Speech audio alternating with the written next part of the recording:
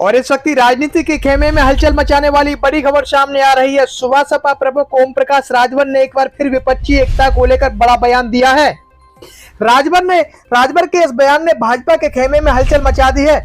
राजभर के इस बयान से राजनीति की सियासत अब और भी तेज हो गई है, क्योंकि लोकसभा चुनाव में 1 साल से कम का वक्त बचा है और विपक्षी दलों की एकता पर भाजपा की मुसीबत अब और भी तेज होती जा रही है। और ऐसे में यह कहना भी कम नहीं होगा कि विपक्षी दलों की एकता यानी महागठबंधन के सामने भाजपा के नतमस्तक होने से कोई रोक नहीं सकता। अब बात करते हैं ओम प्रकाश राजभर ने क्या कहा, सुनिए। राजभर ने कहा कि अगर मायावती, अखिलेश यादव, सोनिया गांधी, नीतीश कुमार, तेजस्वी यादव एक हो जाएं तो हम भाजपा खिलाफ उस गठबंधन का हिस्सा बनने को तैयार हैं। भाजपा के इंटरनल सर्वे में जो सामने आया, अगर भाजपा के साथ सुबह सपा का गठबंधन होता है तो पूर्वांचल में भाजपा को फायदा होगा।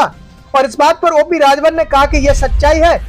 जब हम भाजपा साथ थे तो पूर्वांचल में अधिकतर सीट वो जीती, जब हम सपा साथ गए तो अधिकतर सीट भाजपा हार गई, सपा जीत गई।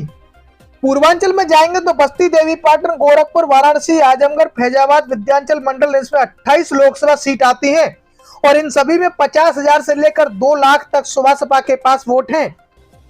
यह बात अधिकारी से लेकर नेता तक सब जानते हैं।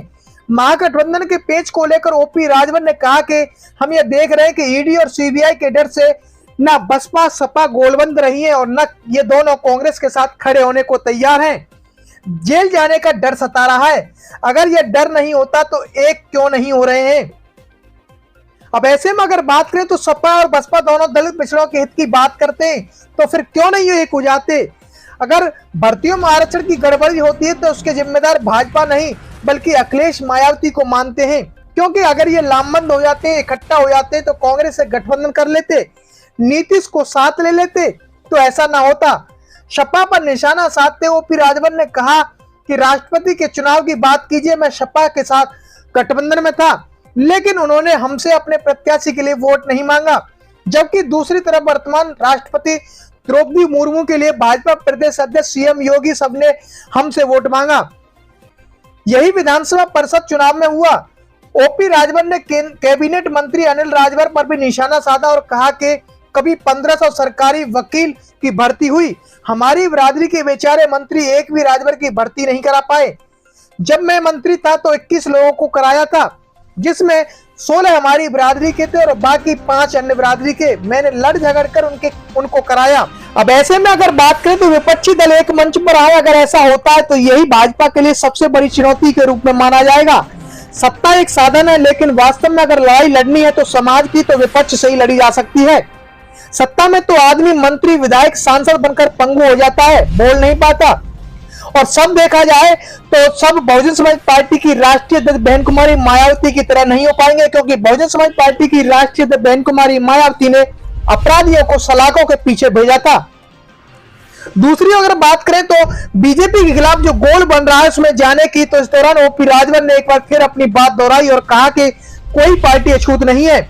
पीडीपी, महबूबा मुफ्ती और भाजपा समझौता करके सरकार चला सकती है। सपा बसपा में गठबंधन हो सकता है, कोई नहीं मानता था कि, लेकिन 2019 में सपा और बसपा का गठबंधन हो गया। नीतीश कुमार, लालू यादव, भाजपा, सबको देख लीजिए क्या क्या हुआ। राजनीति में सब संभव है।